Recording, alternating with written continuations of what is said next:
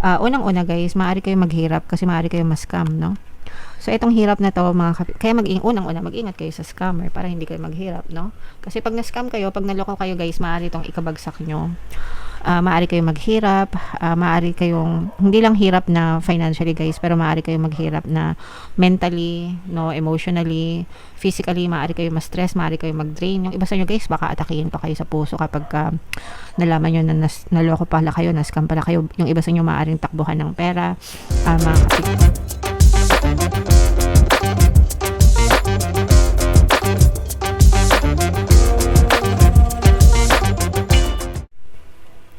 Hello guys, hello Leo, welcome back to Pinoy Pixie Tarot.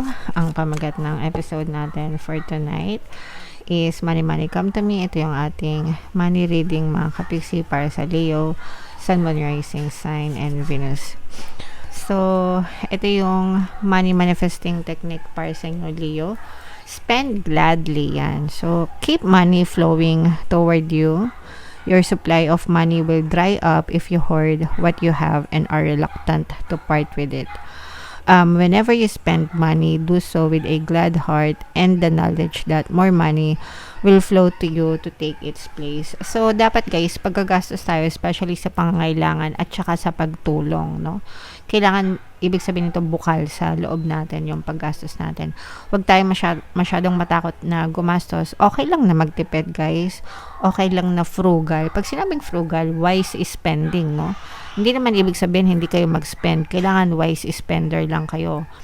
Hindi yung gastos kayo ng gastos na hindi nyo tinitingnan yung budget nyo, o kaya naman gastos kayo ng gastos to the point na nagkakautang-utang na kayo, tas parang subala lang naman na pupunta yung ginagastos nyo, diba? Pero pag sinabing frugal, wise spending, mga kapiksi, at saka again, no, especially pagdating sa needs, pagdating sa pagtulong, dapat magaan sa kalooban nyo.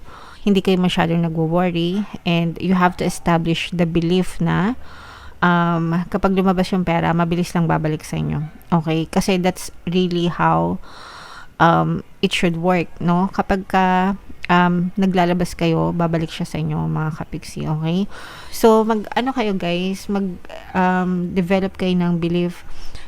Isa sa mga nice na belief na gusto ko is yung I love money and money loves me. Money keeps coming back to me. Okay? So, ibig sabihin nun, mahal ko yung pera and mahal ako ng pera. And kapag naglalabas ako, syempre, babalik siya sa akin kasi mahal niya ako. 'Di ba? So, if meron kayong mga ganong klaseng belief, guys, you will never be afraid, no, to spend money. At saka, especially if you are generous. Pag sinabing generous, mapagbigay, 'di ba? Matulungin. Although marami namang pamamaraan ng pagtulong, mga kapiksi, pero yung mga generous na tao, guys, lalo yung pinagpapala, mga kapiksi. Okay? So, spend gladly, mga kapiksi. Comment down below if naka-resonate kayo dyan. So, shuffle natin to guys. Hanapin natin yung energy ng Leo at saka yung energy ng money. Habang sinashuffle ko to guys, panoorin nyo muna yung video natin regarding sa ating paano mag-manifest ng abundance video course. Kapiksi, sawa ka na ba sa mga struggles at hirap sa buhay mo? Masipag ka ba at masikap sa buhay ngunit hindi ka pa rin umaasenso? Ilang beses ka na bang nag-attempt magnegosyo at mag-invest pero palagi ka pa rin nalulugi? Sa pagkakataon na ito ay maaaring may subconscious beliefs ka na nagiging balakid sa iyong pag-unlad at pagyaman. Introducing, paano mag-manifest ng abundance video course. Dito ay matututunan mong ma-overcome ang mga balakid mo para tuluyan ka ng umunlad, umasenso, sumagana, maging matagumpay, successful at maswerte sa iyong kabuhayan, pera, trabaho, negosyo sa lapi at kaperahan ng bonggang-bongga. Dali, mag-send na ng email sa pinoypixie@gmail.com at simulan na ang iyong pagyaman ngayon. Alright, so sa lahat ng gusto mag-avail ng course guys, meron tayong paano mag-manifest ng abundance video course, paano mawala ang third party, at magkaroon ng harmonious na relationship, paano pabalikin sa ex or vice breakup. Sa mga interesado guys, mag-send lang kayo ng email sa pinoypixie@gmail.com. And sa mga naghanap guys ng pampaswerte na lucky charms or lucky bracelet, aventuring tsaka citrine yung recommended ko. Ito guys, may kita kayong mga link sa description box. So, Leo, guys, kayo ay na-present ng King of Wands. Meron dito presence ng Earth sign, Aquarius, Gemini, Libra. Ito, guys, medyo negative ito, mga kabigsi, no? So, unahan ko na kayo. Hindi lahat ng reading ay positive mga kapiksi. So ito medyo mas malamang yung negative. Unang-una guys, maaari kayo maghirap kasi maaari kayo ma-scam, no? So itong hirap na to mga kaya unang-una mag-ingat kayo sa scammer para hindi kayo maghirap, no? Kasi pag na-scam kayo, pag naloko kayo guys, maaari itong ikabagsak nyo. Maaari kayong maghirap, maaari kayong hindi lang hirap na financially guys, pero maaari kayong maghirap na mentally, no, emotionally, physically, maaari kayong ma-stress, maaari kayong mag-drain. Yung iba sa inyo guys, baka atakihin pa kayo sa puso kapag nalaman nyo na naloko pala kayo, na-scam pala kayo. Yung iba sa inyo maaaring takbuhan ng pera. Mga kapiksi, for some of you guys, maaaring kakilala nyo ito, no? Maaari kayo magkaroon ng conflict. Yung mga kaibigan guys, mga kaibigan, kamag-anak, kakilala na pwede sila yung manloko sa inyo, pwedeng matakbuhan kayo ng pera, pahiramin nyo ng malalaking halaga, ganyan. Tapos kayo pa yung matakbuhan o kaya masira. Parang yung iba sa inyo guys, pwedeng gamitin yung mga pangalan nyo, no? Parang identity theft, ganyan. Mag-ingat kayo sa mga documents guys kasi maaari kayo mabiktima ng mga falsification of documents, ganyan. So basta mag-ingat kayo guys kasi ito, kapag na-push itong mga panloloko na ito sa inyo guys, malaking malaking impact sa inyo, talagang ikababagsak ng iba sa inyo. Again, no, yung pagbagsak na ito guys, hindi lang pagbagsak na nawalan kayo ng pera, malaki yung damage nito sa inyo mentally, emotionally, and even physically guys, no? Yung mga napapanood nyo sa teledrama na inaatake sa puso dahil may problema, so mag-ingat-ingat na lang kayo mga kapiksi. So iwas-iwas sa mga ganun guys, okay? Sa positive side naman mga kapiksi, ito may mga bagong simula, no, na pwede kayong simulan sa mga hindi makakaranas ng negative guys, no.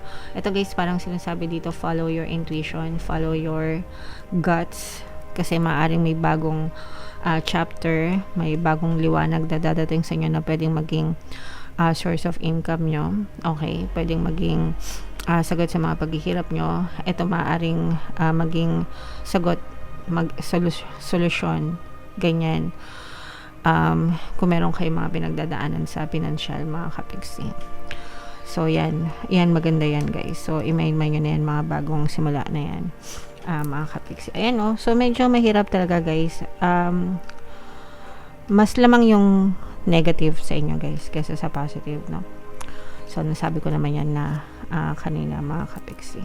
So ito guys, habang kaya nyo magtipid, yung iba sa inyo guys, pwedeng karma nyo rin, ayan guys. So sorry pero negative talaga.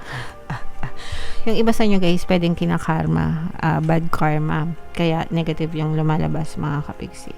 Yung iba pwedeng nasusumpa guys, no. Kung feeling nyo may mga evil eye or sumusumpa sa inyo, pwede kayo magpatawas guys para matabo yung mga negative bad vibes mga kapiksi, at saka protection.